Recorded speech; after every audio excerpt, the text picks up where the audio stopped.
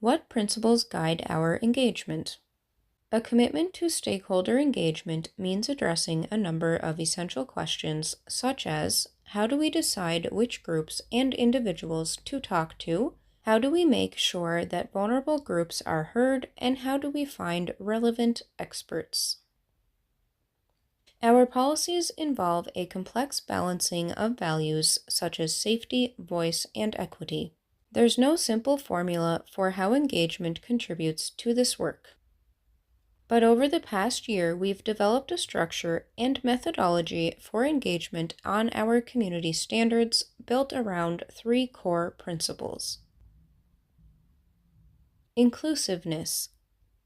Engagement broadens our perspective and creates a more inclusive approach to policy making.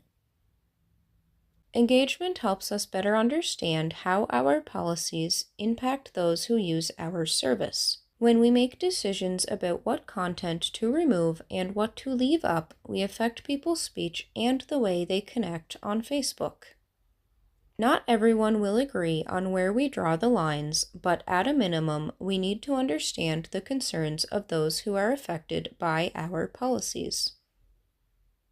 This is particularly important for stakeholders whose voices have been marginalized. Understanding how our policies affect the people who use Facebook presents a major challenge. Our scale makes it impossible to speak directly to the more than 2.7 billion people who use our platform. This dilemma also underscores the importance of reaching out to a broad spectrum of stakeholders in all regions so that our policy-making process is globally diverse. The question of our impact plays out in many ways. Our policies are global, the internet is broadless, and our mission is to build community, but we touch people's lives on a very local level. We are often asked, why should you be creating policies to govern online speech for me? Typically embedded in this question is a demand that we show more cultural sensitivity and understanding of regional context.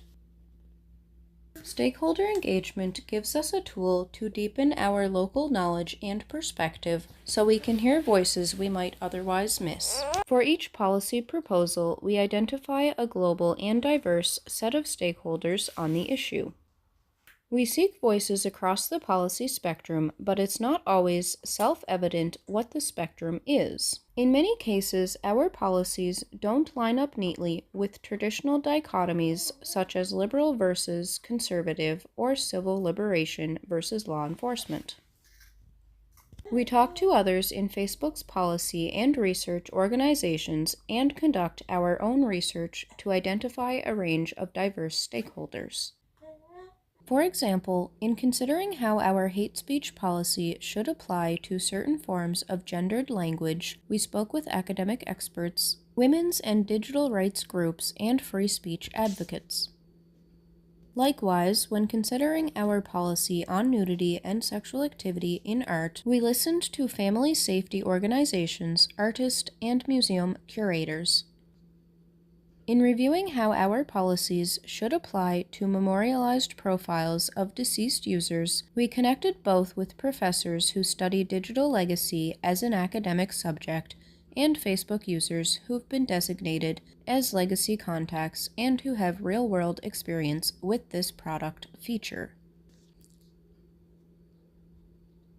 It's not enough to ask how our policies affect users in general. We need to understand how our policies will impact people who are particularly vulnerable by virtue of laws, cultural practices, poverty, or other reasons that prevent them from speaking up for their rights. In our stakeholder mapping, we seek to put an emphasis on minority groups that have traditionally lacked power, such as political dissidents and religious minorities throughout the world. In reevaluating how our hate speech policy applies to certain behavioral generalizations, for example, we consulted with immigrants' rights groups. Our efforts are a work in progress, but we are committed to bringing these voices into our policy discussions.